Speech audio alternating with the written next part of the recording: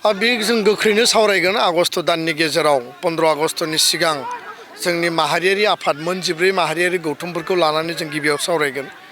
बे सावरायनायाव जोङो रिजोल्युसन लागोन आरो जोंहा 30टा जाति जनगोष्ठी बिटिआरआव थानाय 26टा जाति जनगोष्ठीनि 30टा संगठन दङ बिथांमोनजोंबो रायलायगोन। आं बेखौनो स्पष्ट बुंदों बर'नि मोननै जे आनसलिक रिजनेल पलिटिकेल पार्टी दङ UPPL आरो BPF आरो गोदानै दाजानाय APB बयखौबो जों खावलायगोन हांख्रायगोन। बे जोंनि दायित्व, बे जोंनि रेसपन्सिबिलिटि। जों रेसपन्सिबिलिटिखौ सल्जार खालामनानै जों आपिल खालामगोन, बिथांमोननिसिम जों प्रप'जालखौ लानानै थांगोन आरो बिनि सायाव मा लेभेलनि रेसपन्स होयो। जिहेतु जि सावरायनाया 2024आव जादोंमोन, डिसेम्बर दानाव बेयो थाद'दोंमोन, बेखौ BPFनि मुरब्बी हाग्रामा महिलारियाबो बुंदों पजिटिभलि।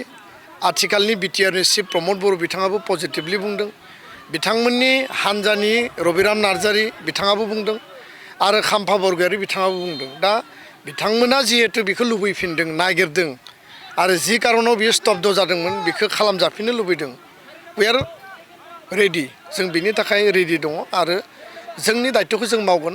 आल्टिमेट रेसपन्सिबिलिटि थागोन बे हानजानि दोलोनि माने हाइस्ट जायफोर लिडारशिप दङ बिथांमोननि दलनि नीति आदर्शनि सायाव बबेबा बिन्दुआव बुजाबुजि खालामनो हायो ना हाया बा बुजाबुजिनि आधार आरो केमिस्ट्रि फर्मुला एजेन्डाया मा जागोन बिनि सायाव निर्भर खालामगोन।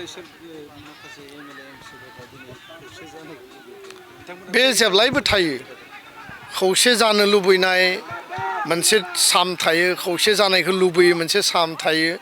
राजखान्थियाव सोरनिबा थाखाय खौसे जानाया मोजां, सोरनिबा थाखाय खौसे जानाया मोजां नङा।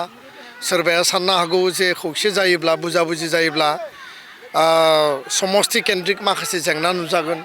बेबायदि माखासे साननाय बिथांमोननि अबजारभेशनाव थायो, किन्तु जोंनि सार्थआ जाबाय जातीय सार्थ, ग्रेटार इन्टारेस्ट आरो माहारि दानायनि थाखाय थांनानै थानो हो, बुहुमनि बर'फ्रा खौसे जा। बे आदर्शजों जों बयबो 30-35टा बोसोर आन्दलननि गेजेरजों एबसु BLT ND बे जुदि फैबायबा बर' हारिनि जातीय सार्थनि थाखाय 5000 जुदि शहीद जाबायबा फिसा फिसा सार्थखौ गारलायनानै गिदिर माहारि दानायनि सार्थआव जों मानो खौसे जानो हाया? प्रश्नआ बेसो। दा बेखौ जुदि बयबो गनायलायोबा खौसे जागोन आरो जुदि गावबा गावनि सार्थखौ बयबो सानलायलायोबा बेयाव खौसेनि स्ल'गाना स्ल'गान हिसाबैनो थागोन। गोजोन्थों।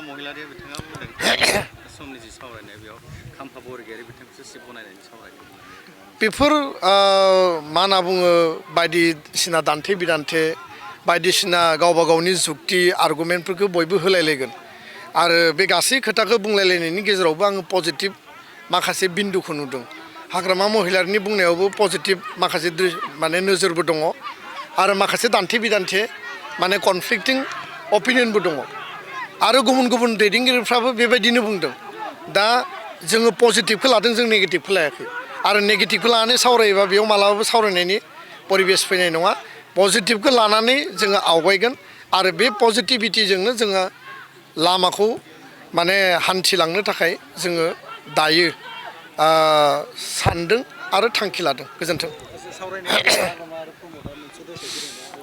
बे समा बुंगोन, आङो दिनै बेखौ बुंथ'लिया। सिगाङाव जोङो हान्जाफोरनि दोलोनि आफादफोरनि मिटिंखौ लिंनि सम आरो थासारिजों रायजो राजानो जोङो बिनि परिबेस परिस्थितिया मा जादों बेखौ जों मिथिहोगोन। गोजोन्थों।